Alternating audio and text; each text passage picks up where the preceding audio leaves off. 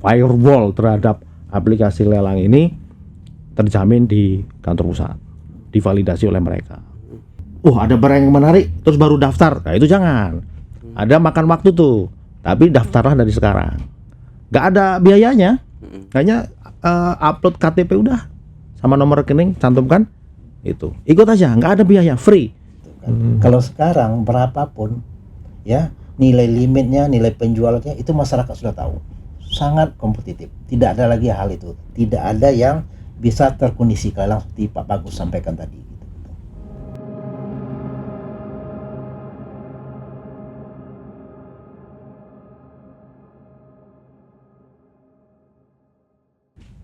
Assalamualaikum warahmatullahi wabarakatuh. Waalaikumsalam. Tribuners, kembali lagi bersama saya Hendrik Budiman dalam program Bincang Tribun. Tribuners, kita saat ini sudah bersama narasumber spesial kita, Kepala Kantor Pelayanan Kekayaan Negara dan Lelang KPKNL Bengkulu, Bapak Bagus Kurniawan, dan Okta Risa, pelelang ahli muda KPKNL Bengkulu. Apa kabar Bapak? Alhamdulillah baik, Bang Hendrik. Alhamdulillah.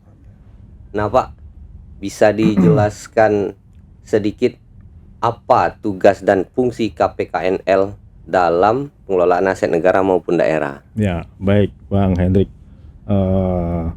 Jadi tugas dari KPKNL dalam hal ini prioritas atau mainly itu untuk melakukan pengelolaan kekayaan negara.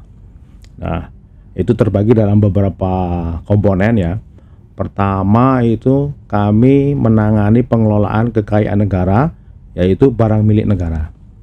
Namun demikian, kami juga turut berkontribusi melakukan asistensi terus pendampingan dalam pemerintah daerah mengelola barang milik daerah. Nah, salah satu yang bisa kami berikan adalah melalui lelang. Nah, kemudian pilihan yang kedua seperti yang sudah saya sebutkan adalah lelang. Jadi selain barang milik negara, kami juga melakukan lelang terhadap barang milik daerah. Jadi di Bengkulu ini kan ada 10 kabupaten kota dan 1 provinsi ya. Itu kami menerima permohonan dari teman-teman pemerintah daerah untuk melelang barang milik daerah yang berada di penguasaan mereka. Nah, yang ketiga, kami juga berkontribusi dalam melakukan penilaian barang milik negara maupun barang milik daerah. Cuman mohon maaf juga bahwa dalam pelaksanaan penilaian memang tentu saja kami harus memperhatikan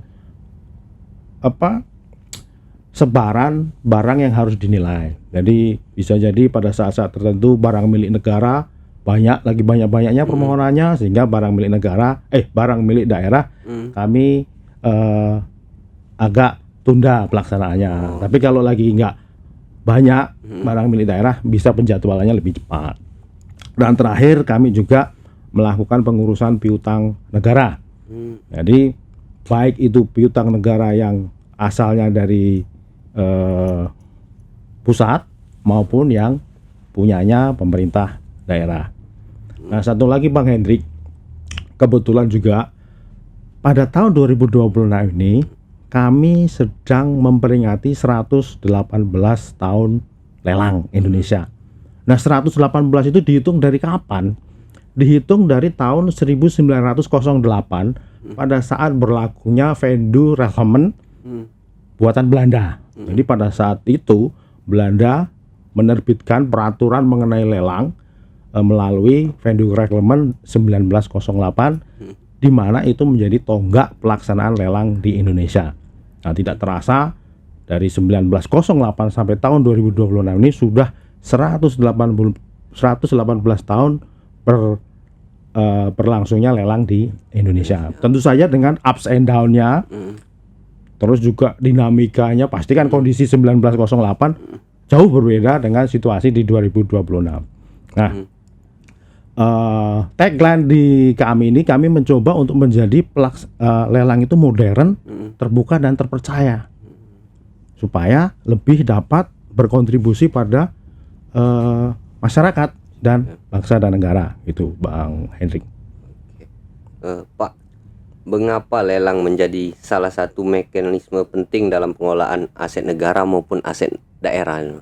Ya, sebagaimana saya sampaikan, lelang kan juga berada bisa menjangkau BMN, barang milik negara maupun barang milik daerah.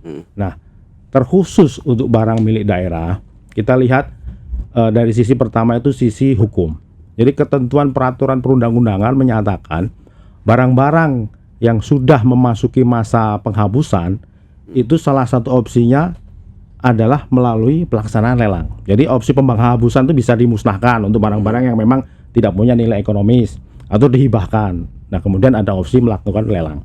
Nah, pada saat itu tiba periode di mana barang milik daerah itu harus sesuai ketentuan harus dihapuskan, ya kewajiban dari pemerintah daerah lah untuk menyampaikan permohonan lelang ke kami. Jadi itu sisi pertama. Kenapa lelang penting bagi pemerintah daerah? Bahwa itu sebagai instrumen pemerintah daerah untuk mematuhi ketentuan peraturan perundangan. Sisi kedua dari sisi keuangan. Nah, seperti yang tadi saya sampaikan, pelaksanaan lelang itu dilakukan terhadap barang-barang milik daerah yang masih belum mempunyai nilai ekonomis. Nah, begitu lelang dilaksanakan dan barang tersebut laku lelang, ada penerimaan daerah yang itu akan langsung masuk menjadi PAD daerah tersebut. Jadi itu mendukung sisi keuangan. Nah, terakhir ada sisi tata kelola. Dengan melalui lelang, Pemda, pemerintah daerah itu akan menjamin adanya transparansi. Itu saja itu. Jadi semua orang bisa ikut. Barang milik daerah ini laku kemana, dibeli oleh siapa itu juga terlihat. Kemudian harga yang terbentuk itu harga wajar. Jadi nggak ada lagi titip-titipan, nggak ada lagi permainan. Harganya ya kalau Anda pengen barang tersebut, ikutlah lelang dan menawarlah setinggi-tingginya agar Anda menang. Jadi harganya wajar sesuai dengan mekanisme lelang.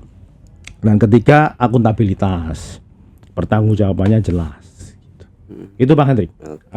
Pak Okta, ada yang mau ditambahkan? Ya, sependapat dengan Pak Bagus sampaikan tadi, karena penjualan lelang itu bagian dari pengelolaan BMD, barang milik daerah. Ya, karena begitu selesai lelang kami laksanakan, semua hasil bersih lelang itu kami setorkan ke kas daerah. Jadi makanya sangat bermanfaat bagi pengelolaan keuangan daerah.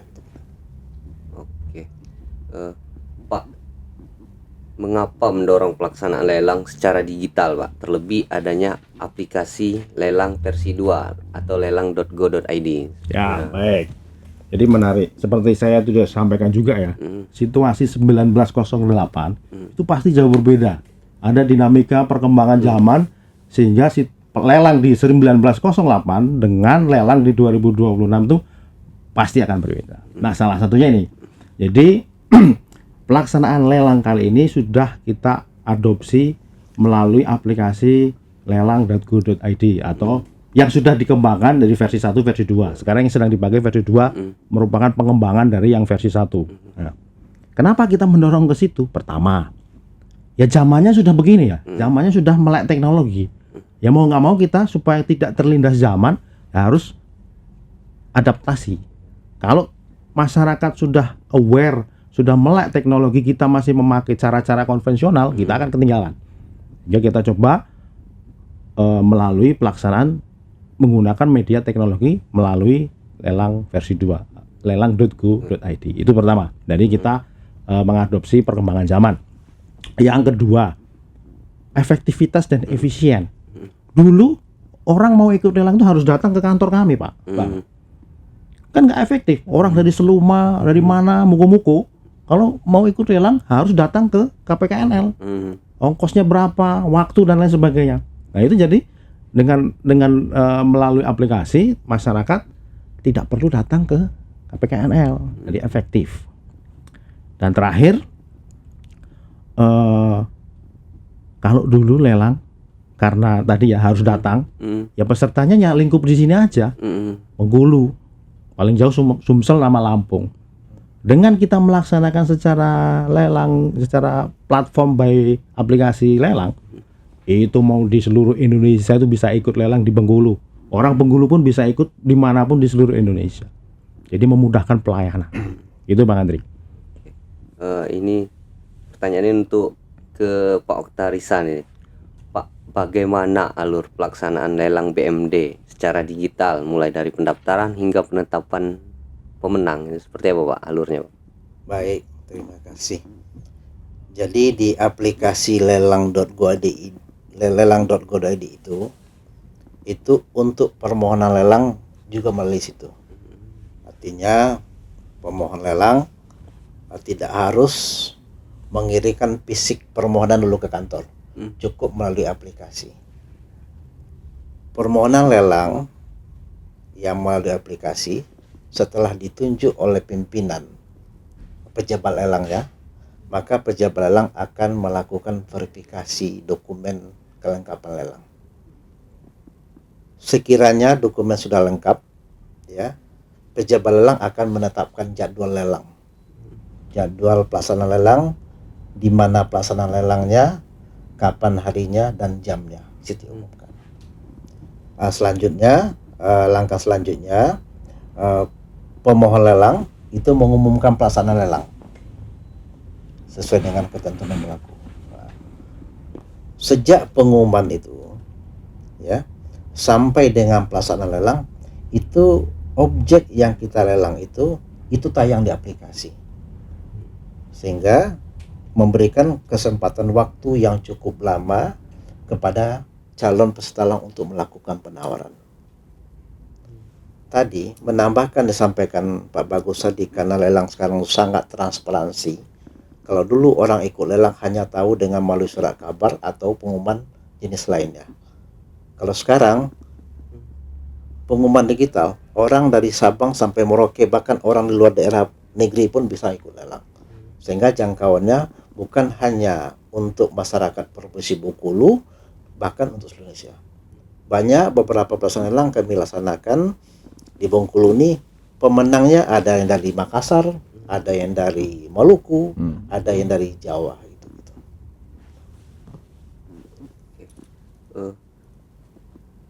Pak, untuk sistem digitalisasi ini Pak, menjamin transparansi dan akuntabilitas dalam pengelolaan BMD.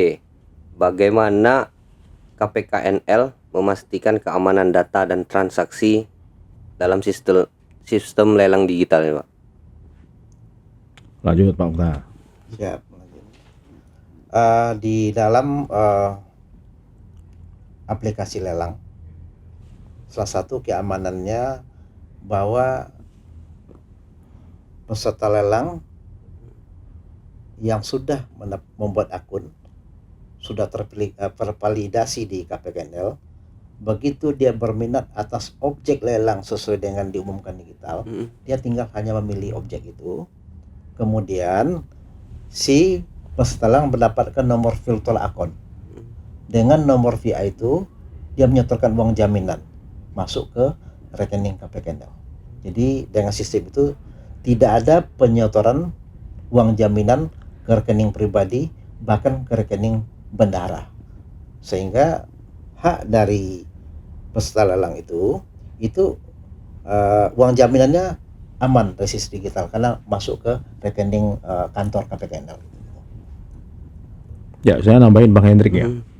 Jadi aplikasi lelang itu didesain oleh teman-teman di pusat, kantor pusat. Standar keamanannya juga menyesuaikan dengan standar keamanan yang memang berlaku umum di pemerintahan, dan dimonitor serta di-maintenance sedemikian rupa sehingga memperkecil ruang-ruang untuk adanya entah itu hacking, entah itu phishing dan lain sebagainya. Jadi standar firewall terhadap aplikasi lelang ini terjamin di kantor pusat, divalidasi oleh mereka. Yang kedua, kami di KPKNL di seluruh Indonesia ya, termasuk di Bengkulu, akses yang kami punya termasuk saya sebagai kepala itu terbatas. Jadi by design aplikasi itu tidak memungkinkan saya maupun Pak Okta untuk cawe-cawe di sana mengintervensi. Oh, Bang Hendrik lagi ikut lelang nih, saya karena kenal, saya pengen dia menang. Nggak bisa gitu. Semua berjalan dengan dipagar kuat supaya intervensi orang lain terhadap pelaksanaan lelang itu minimal, bahkan nggak bisa, bukan minimal, nggak bisa. Pak Okta dan saya hanya bisa mengapprove. Oh, ada orang mau ikut lelang, saya approve. Dia sebagai peserta lelang. Oh, dia setor jaminan, saya approve. Dia setor jaminan. Oh, dia nggak menang lelang, jaminan saya balikin, saya approve. Itu aja. Tapi memastikan seseorang itu menang lelang, saya nggak bisa. Memastikan seseorang tidak ikut lelang, saya juga nggak bisa, kecuali dia memang nggak bayar jaminan ya, itu saya tolak. Tapi kalau dia memenuhi syarat, tapi saya drop dia sebagai peserta lelang, saya nggak bisa. Kayak gitu. Jadi jangan khawatir masyarakat, kalau mau ikut lelang, monggo ikut saja. Kami di kantor lelang hanya memfasilitasi keikutsertaan Bapak Ibu sekalian. Kami tidak punya interest untuk memenangkan pihak manapun. Itu Bang Hendrik. Oke. Dengan adanya lelang digital ini, Pak, apa manfaat langsung yang dirasakan pemerintah daerah dan masyarakat? Ya. Pertama, hasil pelaksanaan lelang kalau laku ya, sudah laku, itu akan langsung masuk ke kas Pemda. Nah, kemudian yang kedua bagi masyarakat. Ini dari sisi ekonomi finansial ya. Masyarakat bisa mendapatkan barang yang kompetitif, yang relatif masih bagus dengan harga yang kompetitif.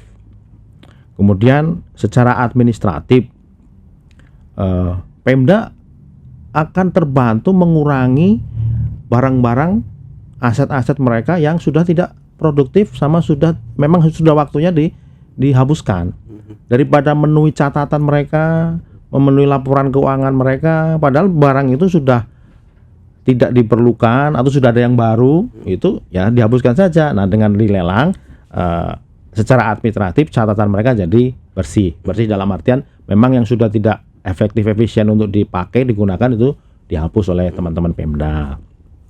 Dan ini nanti mendukung tata kelola yang baik. Pasti kan secara reguler tahunan ada audit oleh inspektorat daerah ataupun oleh BPKP, oleh BPK.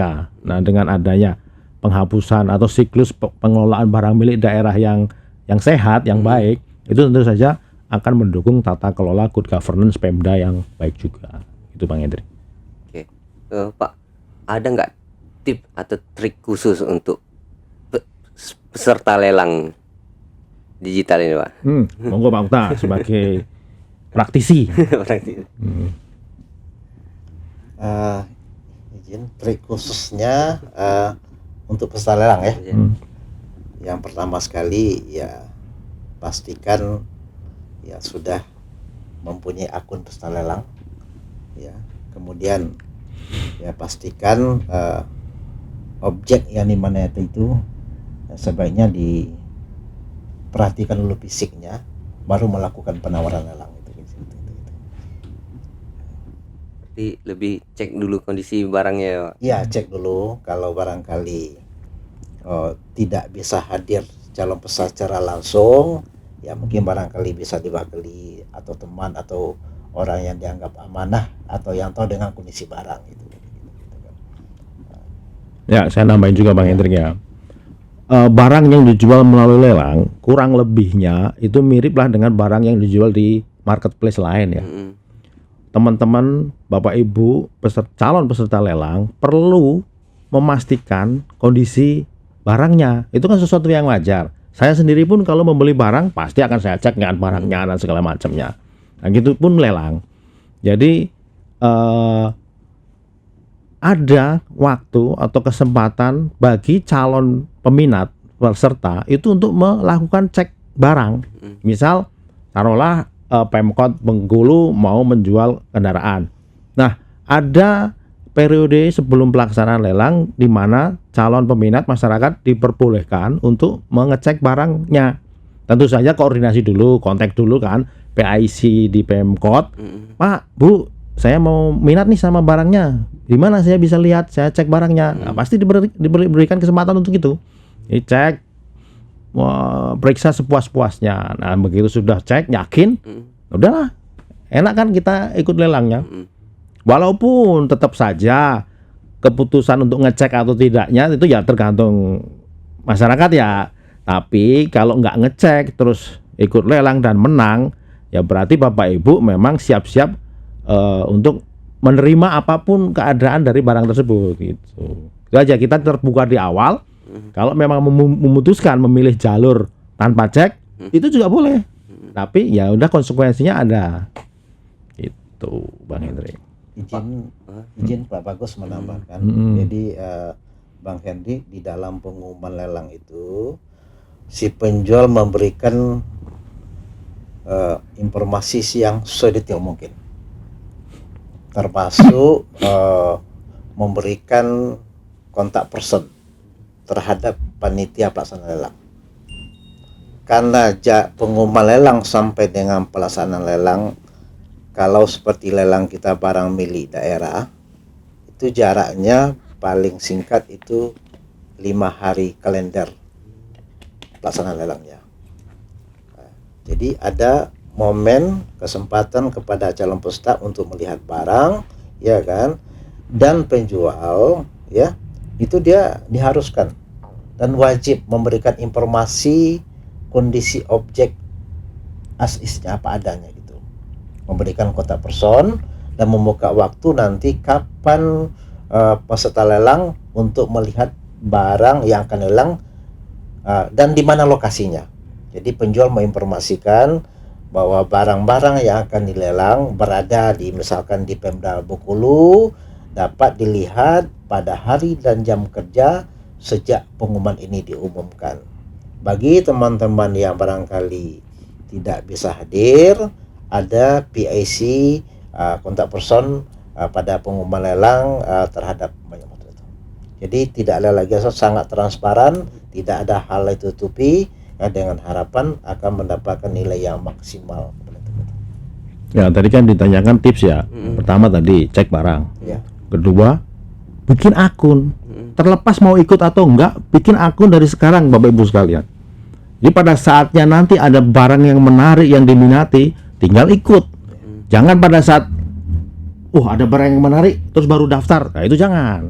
Ada makan waktu tuh. Tapi daftarlah dari sekarang. Nggak ada biayanya.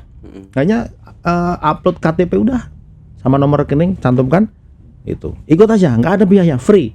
Di suatu saat Bapak Ibu ada barang yang menarik diminati di seluruh Indonesia, di portal lelang.co.id langsung bisa menawar. Itu tips yang kedua. Tips yang ketiga, pastikan pada saat lelang itu koneksinya yang mantap gitu ya. Karena kan persaingan bisa jadi ketat tuh. Bisa jadi sebenarnya pada saat saya pernah mengikuti lelang, pada saat penutupan harga itu harganya taruhlah 10 juta. Padahal saya berani tuh nawar dengan 10 juta. Tapi gara-gara cepet-cepetan sebelum closing itu saya nggak kejar karena koneksi saya bisa jadi kalah dengan pesaing saya gitu. Saya sebenarnya mau dengan harga itu, tapi karena kalah cepat koneksinya dia yang menang. Gitu. Jadi belum tentu harga yang tertentu itu saya nggak berani bayar, tapi karena ya itu cepat-cepatan persaingan ketat dengan koneksi yang lebih baik, orang lain bisa lebih menang. Itu ya. Ketiga, koneksi. Yang keempat tentu saja adalah tawar setinggi-tingginya. Memang untuk barang-barang tertentu yang kolektor, untuk hobi itu mau berapapun orang bisa jadi siap bayar ya. Tapi untuk barang-barang yang umum, general bisa jadi ada ini kan di luar juga harganya segini. Saya berhentilah di harga segini juga bisa. Nah, jadi tapi Anda kalau tidak menawar setinggi-tingginya, peluang menangnya tentu saja ya kecil, karena teman-teman yang lain atau peserta lain pasti berani lebih naik-naik lagi. Gitu Bang Hendrik. Pak Bagus, sejauh ini animo atau respon masyarakat terhadap pelaksanaan lelang secara digital khususnya di Bengkulu nih seperti apa ini Pak? Ya, kalau dari pengamatan saya sejauh ini itu positif ya. Positif dalam artian yang punya akun, daftar akun semakin banyak. Kemudian untuk barang-barang tertentu pesertanya juga lebih banyak. Biasanya kan 1, 2, ini bisa jadi di atas 5 gitu. Kemudian hasil lelangnya juga semakin meningkat. Tiap tahun target kami kan ada target ya. Tiap tahun target kami bisa tercapai meskipun terus meningkat. Yaitu meskipun tidak yang drastis ya, tapi dengan adanya tren yang meningkat itu kami bisa optimis akan kedepannya akan semakin banyak orang yang memanfaatkan lelang.go.id ini, gitu Bang Hendrik. Pak. Sebagai catatan ya, tahun lalu untuk Pemda, lelang Pemda tahun lalu menghasilkan pendapatan bagi daerah 3,3 miliar. Nah, untuk untuk tahun 2026 sampai dengan bulan Mei itu sudah di angka 800 juta. Nah, ini kan masih bulan Mei ya. Masih ada bulan-bulan berikutnya. Ya, kami harap bisa terus ada permohonan masuk sehingga meningkat lagi lelang lakunya. Gitu Bang Hendrik. Pak, sejauh ini tantangan terbesar dalam penerapan lelang digital ini seperti apa, Pak? Ya. Nah, tolong ditambahkan Pak Okta ya. Kalau dari saya pertama, kami pengen lebih banyak lagi yang punya akun. Lebih banyak lagi orang yang tahu. Penduduk Bengkulu kan ada jutaan ya. Ya paling enggak 10% dari jutaan itulah bisa punya akun gitu. Kami nggak muluk-muluk lah. Kami bisa jadi tidak bisa. Biar bagaimanapun tidak bisa dipersamakan dengan marketplace yang lain ya, yang mungkin Bang Hendrik juga punya di handphonenya. Kan kami tidak sebangun. Tapi kami pengen ya paling nggak kami agak mirip mereka lah. Begitu orang nyari barang, ya motor, mobil, tanah gitu, yang kepikiran, saya cek dulu di lelang.go.id gitu. Saya pengen seperti itu. Orang-orang makin familiar dengan lelang.go.id. Cita-cita kami begitu. Jadi tiap tahun kami tidak bosan-bosannya, tidak henti-hentinya melakukan sosialisasi dan edukasi solid, disingkat solid itu, sosialisasi dan edukasi terkait lelang. Apalagi kami sudah 118 tahun. Harapannya ya itu bisa semakin menggenjot ataupun meningkatkan animo masyarakat untuk mengikuti lelang. Gitu Bang Hendrik. Pak Okta? Ya, sedikit menambahkan kalau tantangan rasanya tidak ada hal yang signifikan ya. Ya, kalau terkait dengan tantangan seperti ada kendala terkait dengan konektivitas, alhamdulillah sudah bagus lah gitu kan. Kemudian animo dari masyarakat Bengkulu untuk lelang ya itu cukup banyak, apalagi barang-barang yang sifatnya menarik kan, terutama barang-barang bergerak itu mobil, kendaraan atau lelang emas itu sangat tinggi animonya masyarakat di Bengkulu ini gitu kan. Kemudian untuk keamanan untuk digitalnya insya Allah aman, terjaga, nggak ada masalah gitu kan. Dan banyak ya masyarakat Bengkulu ini sudah mendaftarkan KTP-nya untuk ikut lelang, walaupun tadi Pak Bagus sampaikan untuk mencadangkan mana tahu nanti pada suatu saat ada lelangnya yang bagus di Bengkulu, dia begitu sudah langsung ikut lelang gitu. Ini Pak, bagaimana KPKNL menghilangkan stigma di masyarakat, khususnya soal barang lelang ya, yang biasanya dia anggapan masyarakat hanya didapat oleh orang-orang tertentu dan katakanlah orang dalam. Itu seperti apa, Pak? Ya. Nah, seperti ini yang kita lakukan ini. Saya terima kasih sekali ke Pak Benny sama Bang Hendrik ya, sudah diberi forum, sarana untuk memberikan pencerahan kepada masyarakat bahwa paradigma yang lalu tuh sudah nggak ada lagi. Seperti yang saya sampaikan, transparansi, akuntabel. Jadi pelaksanaan lelang itu transparan dan akuntabel. Kalau mau dapatkan barang itu, ikut lelang. Karena sekarang jalur penjualannya melalui lelang. Kalau dulu mungkin aja bisa dimiliki oleh orang-orang tertentu ya, yang dekat, yang dikenal. Tapi sekarang karena tadi menegakkan ketentuan peraturan perundang-undangan, jalurnya melalui lelang. Nah, pada saat melalui lelang yang ikut bisa siapa aja. Karena saya sampaikan tadi, saya pun nggak bisa mengintervensi siapa yang menang, itu nggak bisa. Kalau mau menang, tawarlah setinggi-tingginya. Kamu akan menang, peluangmu menang akan lebih tinggi.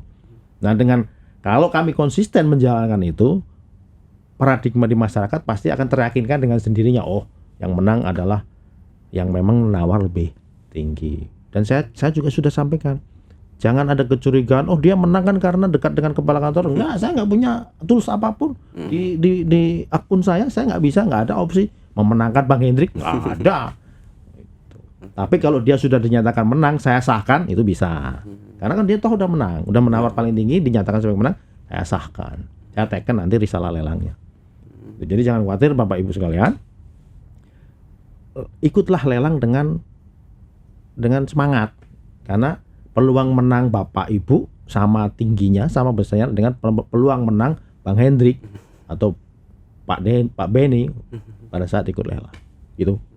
Oke. Terakhir ya Pak. Pak Kota? Izin sedikit iya, Pak. iya. Jadi dengan pelaksanaan lelang secara digital terjawab sudah ya. Tidak ada kesannya lelang itu bisa diatur, dapat orang dalam, harganya murah.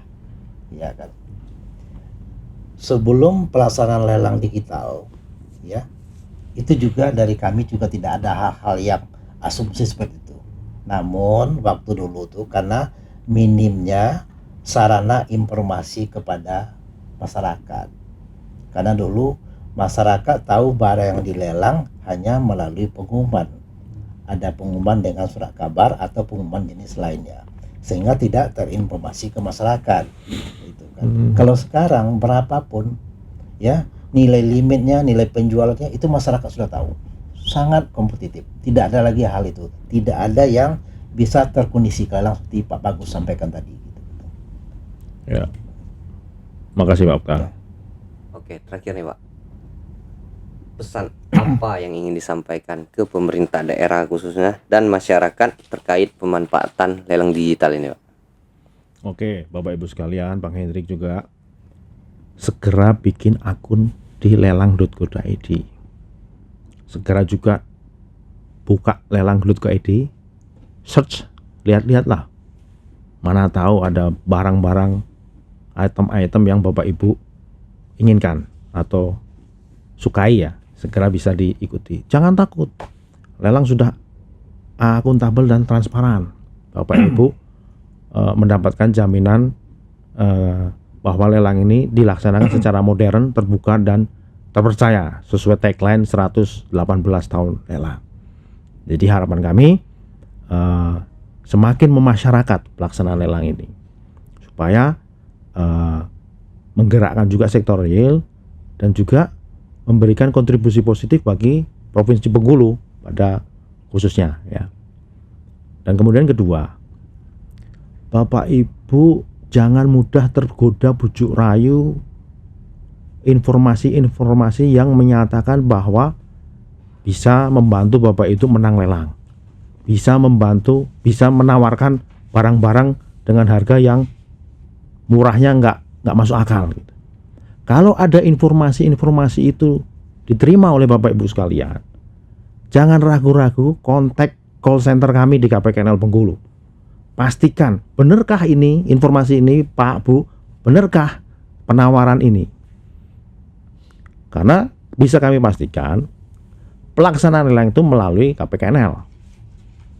Kalau ada lelang di luar itu mestinya sudah memunculkan alarm dulu. Itu biasanya juga ditambah dengan harga yang tidak masuk akal murahnya gitu ya. Dan jangan sampai terlena dengan penawaran tersebut. Segera kontak kami untuk memberikan keyakinan. Ya syukur-syukur kalau benar, itu sih kami oke-oke aja. Takutnya itu sesuatu yang nggak benar, Bapak Ibu terlanjur transfer, terlanjur melakukan aktivitas keuangan yang melibatkan transaksi, itu kan rugi sendiri. Nah, itu pesan kami dari KPKNL Bengkulu. Pak Okta, ada pesan Pak? Sedikit tambahan tadi, pesan kepada Pemda ya, kendati pun kami 10 kabupaten kota di Provinsi Bengkulu sudah melaksanakan lelang barang milik daerah ke KPKNL ya. Harapan kita barang-barang milik daerah tadi Pak Bagus sampaikan yang barangkali dari sisi ekonomisnya tidak produktif atau barang itu dari sisi biaya pemeliharaannya tinggi ya, sehingga memerlukan biaya, harapan kita supaya segera ditindaklanjuti untuk penjualan lelang melalui KPKNL ya, itu kan. Semua Pemda sudah punya akun semua ya, karena situ juga ada akun akun pemohon lelang, ada akun peserta lelang. Semua Pemda seprovinsi Bengkulu sudah punya semua, tinggal pelaksanaan kapan lelangnya, kapan barang-barang diajukan untuk pelaksanaan lelang itu. Oke.